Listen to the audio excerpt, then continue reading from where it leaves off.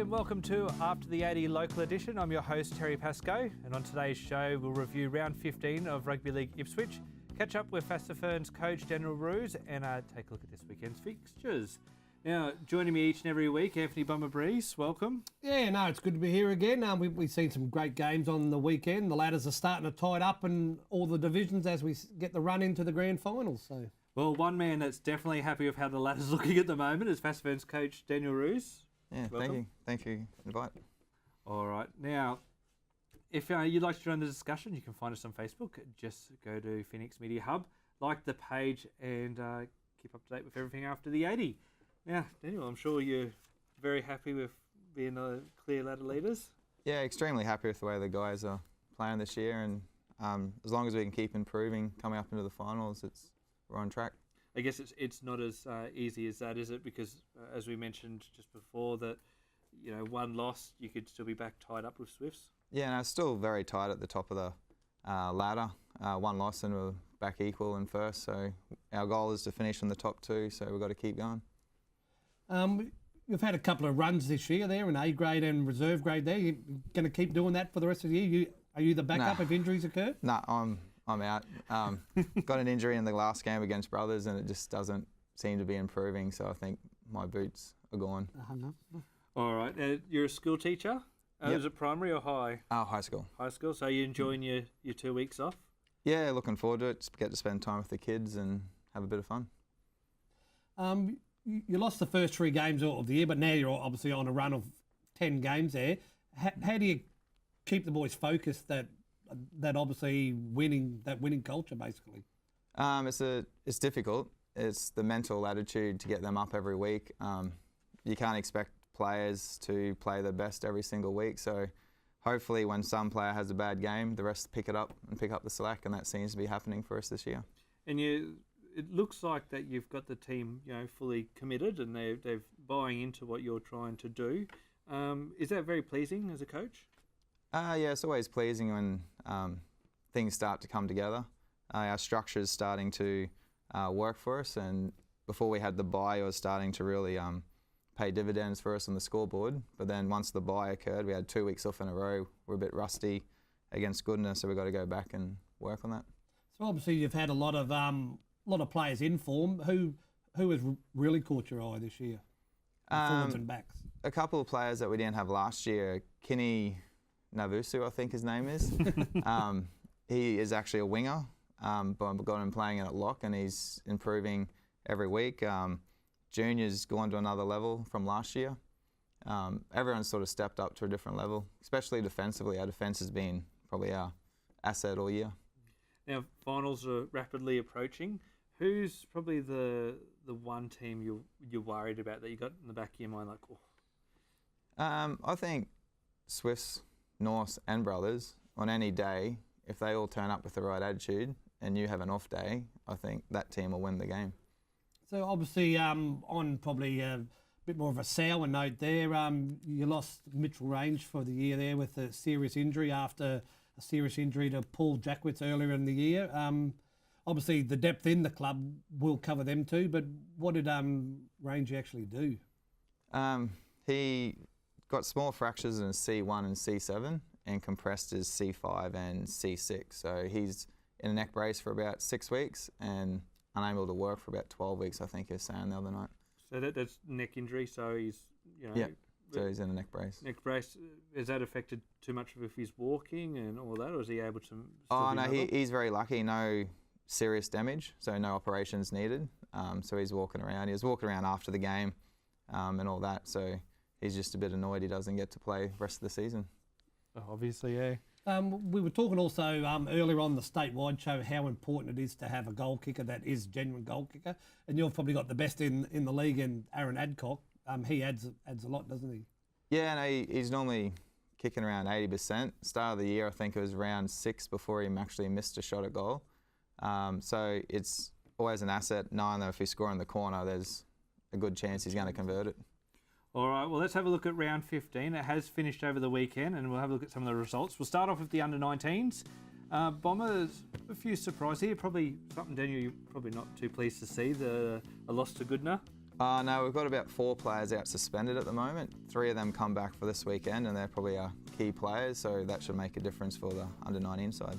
And Brothers and the West End having good victories as well. Yeah, well, obviously they were the 2 bottom teams that did play, so obviously the top teams are winning, and that's what you need to be doing at this time of the year. All right, let's have a look at the competition ladder after these results. Our Brothers clear away on 43 points. Yeah, well then if you move down after that, you got Goodna 36, and then if you look from 3 to 6 there, it's 33 to 30. So Fassifern, like Daniel just said, there's still a chance there, and they'd be hoping to sew up that 3rd or 4th spot. Well, it's almost, in all the competitions, it almost seems like 1 win, 1 loss, and it can change the fabric of the whole competition. Yeah, no, it's good to see for the competition. All right, now let's have a look at the reserve grade results after round 15. And again, good to get away with a win against Fassifern. Brothers, huge win over Eastern Cobras. What's your take of some of these results? Well, obviously, Brothers are the benchmark in this reserve grade competition, as you can see by that ladder there. West End, surprisingly, led 25-24 in that game with 2 minutes to go there, but Rosewood got the scrum feed after a good kick-off there and scored a try and obviously broke the Bulldogs' hearts. And Goodna in 2nd position on the ladder there. Fassifern going quite well in that grade too, but obviously the home ground advantage got them home. All right, let's have a look at that competition ladder like you mentioned there, Bomber. It was good to see Rosewood get the win, and they obviously that's what they needed to do. I think we were talking the other week about having to win every game. Well, we had Ryan Leslie on there, and he said that they need to win games, and obviously it shows on the ladder there. They're now up in the 4th position, and another win this week, and if the Bombers happen to lose, they're playing West End, well, they can jump to 3rd, so... And also good to see Fassifern up in reserve grade, so it shows that you've got that depth there. So when you've got these injuries, you've got good quality players to come up. Yeah, no, it's been good when we get injury in A grade. We've got players that can fit straight into our side, and the trick is not to diminish their team to affect their performances. Well, that's always the challenging part. You see that in all levels at the moment. Now let's have a look at the A grade results. A few close ones here. We'll start off with yours ones, Daniel. Your 16-14, very physical game.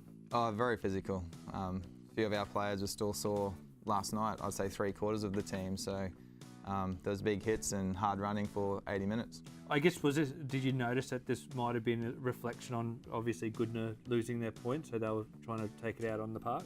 Yeah, we knew Goodna had to win the game to keep their finals hopes alive. So we knew we were in for a tough game.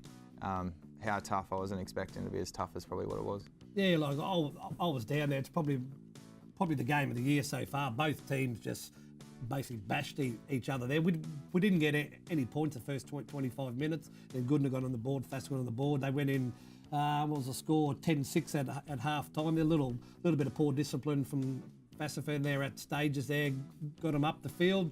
They scored, but then right at the end with, I think it was about 3 minutes to go there, Ben scored in the corner. Yeah, and really look, and Brothers having a big victory over the Eastern Cobras, but I guess the game that probably would have pleased you the most was seeing Swifts go down to Norse. Yeah, no, I haven't really been paying much attention to the other games, but Norse, like I said, Norse and Swifts and Brothers all on their day can beat any side. So it shows how close the competition is, and it's important you turn up with the right attitude each week. And Swifts with Jets and Fiji International Pioseki? Yeah, he made it his first game there after being on whether it's dropped or rested from the Jets there back for Swifts. He had some good touches there. Wouldn't say it was anything sensational, but like Daniel just said, it's whoever turns up on the day. I watched Swifts the week before. They were awesome against Brothers. And then they come out and put in probably a flat performance against them, but obviously the man of the match in that Norse game was Sam Martin. All right, let's have a look at the competition ladder after these results. And like I said, it must be pleasing to be on 39 points and on top of the ladder, but it is a very tight affair in the competition. Yeah, it's still top 2 spots are still up for grabs for pretty much all 4 teams. So it's important to finish in the top 2. So if you lose in the first week of the finals, you get another go. Which is what I like of that final system, where you can, that's almost like a reward for having more consistent results over the season. Yeah, like last year we needed it. We lost to Goodna in the first final and then made it through to the grand final. So top 2 is important. Now, do you say all Goodna's chances are done now, or do you think they've still got a chance? No, they are. if you work out with the games left, I think their chances are dusted now. So obviously that's our top 4. How they finish, like Daniel said, is a different thing. Obviously his aim is 1-2, and that gets you the double chance. So if you happen to have an off week, you're still a chance. If you're 3 and 4, it's Mad Monday if you happen to lose. So. Don't know what's better, to be honest, no. But that's only because I'm a drinker. Now let's go and have a look at this week's player profile.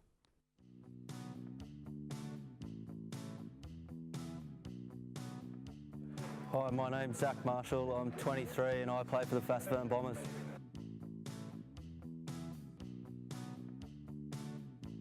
I started playing for Arana Hills in the Brisbane comp in year 9 and then moved out to the Fassifern Bombers for my second year in Opens in 2011.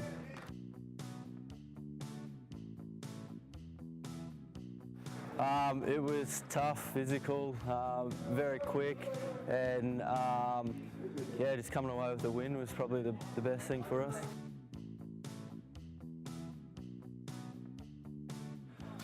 Probably the boys winning back in 2012. I was playing C grade and the A grade boys got the win in the grand final.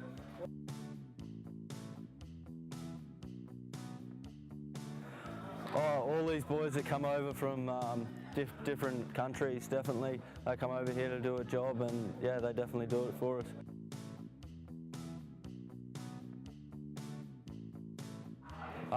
Pretty well my mates are doing it, so I thought I'd give it a crack.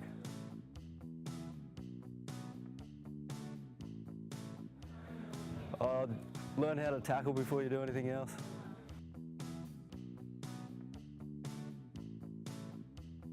The Brisbane Broncos have always been my NRL team, so yeah.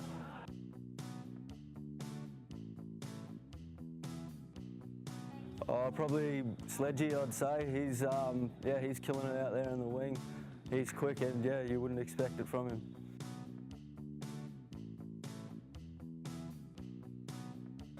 I'll probably play out my time here until I'm ready to retire.